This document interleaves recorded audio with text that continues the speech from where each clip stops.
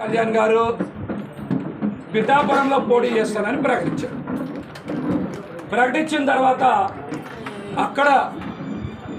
అక్కడ మరి పొత్తులో ఉన్న పార్టీలు నిన్న చాలా బీభత్సం సృష్టించాయి. పవన్ కళ్యాణ్ గారు స్వయంగా మన పార్టీ అధ్యక్షులు పోటీ చేస్తానన్న దగ్గర తెలుగుదేశం పార్టీ నాయకులు బ్యానర్లు చించి కార్యాలయం తగలబెట్టి నానా దుర్భాషలు ఆడితే తెలుగుదేశం పార్టీ నాయకుల్లో బాధ్యత కలిగిన ఒక్క నాయకులు కూడా బయటకు వచ్చి మాట్లాడారు. పొత్తు ధర్మం ఇలాగైతే ఎలా అని నేను మీతో ఒక మాట పంచుకోవాలి. ఎందుకంటే పవన్ కళ్యాణ్ గారి మీద ఎవ్వరు మాట్లాడినా మనం స్పందించాం. వైసీపీ నాయకులు మాట్లాడినా స్పందించాం, బయట నాయకులు మాట్లాడినా స్పందించాం.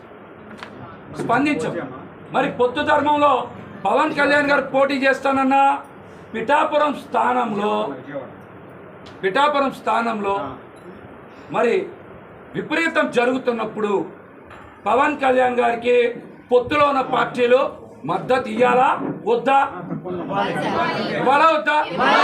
మరి ఇంత డ్యామేజ్ జరుగుతున్నప్పుడు పొత్తు ధర్మంలో ఏ విధంగా ఇది న్యాయమో కూడా మనం జన సైనికులుగా మన బాధ్యత తీసుకోవాలి. ఎందుకు ఈ మాట మాట్లాడుతున్నానంటే మనం 2019లో కూడా ఓడిపోయాం. జాగ్రత్తలు తీసుకోవాల్సిన బాధ్యత జన సైనికులుగా మన మీద ఉంది. 2019లో కూడా ఓడిపోయాం కదా, మనం పార్టీ అధ్యక్షుడిని గెలిపించుకోలేకపోయామని చెప్తారు కదా.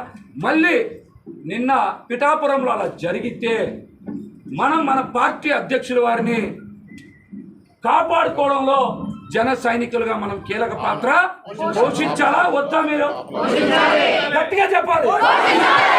పోషించాలా వద్దా? దీని మీద పొత్తు పార్టీలు స్పందించాలా వద్దా? మరి స్పందించాలి కదా. నష్ట నివారణ చేయాలి కదా. మన పార్టీ అధ్యక్షుడు పోటీ చేసే దగ్గరే మన పార్టీ మాటలు మాట్లాడతా, అలాగే పొత్తులోని పార్టీలు ఎందుకు ఈ మౌనం? ఎందుకు పిఠాపురం లాంటి చోట మనం పోటీ చేస్తామని చెప్తే, స్వయంగా మన పార్టీ అధ్యక్షులు పోటీ చేస్తామని చెప్తే, మరి అక్కడ డ్యామేజ్ కంట్రోల్ చేయాల్సినటువంటి బాధ్యత అందరి మీద, ముఖ్యంగా మన పార్టీ అధ్యక్షుడిని కాపాడుకోవాల్సిన బాధ్యత జన సైనికులుగా మన మీద ఉందా?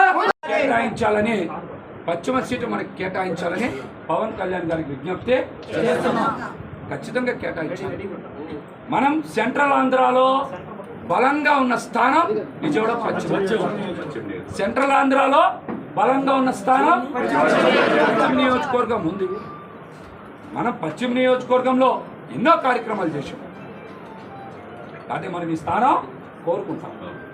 ఎన్నో ఇబ్బందులు ఫేస్ చేసాం, ఎన్నో కేసులు పెట్టించుకున్నాం, పోలీస్ స్టేషన్లు చుట్టూ తిరిగాం, ఇంట్రాగేషన్లో. ఏ రోజు కూడా మనం మన కోసం కాదు, పార్టీ కోసమే పనిచేసాం. పవన్ కళ్యాణ్ గారి కోసమే పనిచేసాం. మనకి పీక తెగిపోద్దని తెలిసిన రోజు కూడా ముద్రగడ పద్మనాభం గారు వరుస లేఖలు ఆపింది పశ్చిమ నియోజకవర్గం నుంచి. ముద్రగడ పద్మనాభం గారు లేఖలు రాయలేదు, పార్టీ మీద లేఖలు రాసినప్పుడు మనం ఆ రోజున ఏం చేశాం? నిలబడ్డాం కదా. పార్టీ నిలబడ్డాం. మనం ఈ రోజున పవన్ కళ్యాణ్ గారి సిద్ధాంతాలు, పవన్ కళ్యాణ్ గారి ఆశయాల కోసమే పనిచేశాం.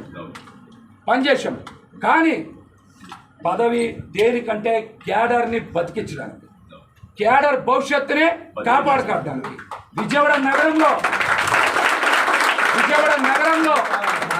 మన క్యాడర్కి భవిష్యత్తు ఉండాలి. విజయవాడ నగరంలో మన క్యాడర్కి పదవులు రావాలి. మన క్యాడర్ నిలబడాలి. మనం వాళ్ళ కోసం నిలబడతాం. ఎందుకు ఈ మాట చెప్తా ఉన్నాం? ఎవరు లేకపోతే మనం ఎవరికి చెప్పుకోవాలి? ఎక్కడికి వెళ్ళాలి? ఎవరికి చెప్పుకోవాలి? ఎక్కడికి వెళ్ళాలి? ఇవాళ ఒక పోతిన మహేష్ నిలబడ్డాడు కాబట్టి పశ్చిమ నియోజకవర్గంలోన, విజయవాడలోన కాదు, పవన్ కళ్యాణ్ గారు సంపూర్ణ మద్దతు ఆశీస్సులు ఉండబట్టే విజయవాడ నగరంలో నిలబడ్డాం. 42 మందికి కార్పొరేటర్ సీట్లు ఇచ్చాం ఆ రోజున. 42 మందికి ఇచ్చాం. టౌన్ కమిటీ వేసాం, టెంపుల్ కమిటీ వేసాం, లీగల్ సెల్ వేసాం, ఐటీ ప్రిపేర్ చేశారు, అట్లాగనే అధికార ప్రతినిధులు వేసాం. ఇలాగ అనేక రకాలుగా మన పార్టీని నిర్మాణం చేయడంలో మనం కూడా ఖచ్చితంగా కష్టపడ్డాం. ఖచ్చితంగా మనం మన పార్టీ కోసం, మన పార్టీ ఉనికి కోసం, మన పార్టీ భవిష్యత్తు కోసం, ముఖ్యంగా పార్టీ కేడర్ భవిష్యత్తు కోసమే, ముఖ్యంగా పార్టీ కేడర్ నేను మీకు ఎప్పుడు చెప్తా ఉన్నాను, నేను పదే పదే చెప్పాను, నా కోసం నేను ఏ పని ఏ రోజు చేయలేదు. నా కోసం నేను ఏ పని చేసుకోవాలి. నేను ఎప్పుడు కూడా కేడర్ బాగుండాలి, వాళ్ళకి పదవులు ఇవ్వాలి, వాళ్ళు రాజకీయంగా ఎదగాలి, వాళ్ళకి మంచి స్థానాలు రావాలని ప్రతి ఒక్కరు నా దగ్గరికి వస్తే పార్టీని ఏదో రకంగా రిక్వెస్ట్ చేసి పదవులు వేశాను. ఎవరిని కాదనకుండా వేసాను. పార్టీలో ఒకటి 2 సార్లు మహేష్ ఎందుకు మహేష్ ఎంత ఒత్తిడి చేస్తూ ఉన్నారు, నా కోసం వేశాను పదవులు. ఈ పార్టీకి పునాదుల్లో నిలబడతారనే వేశాం, నిలబడతారనే ఖచ్చితంగా విజయవాడ నగరంలో పశ్చిమంలో బలంగా పోరాటం చేశాం,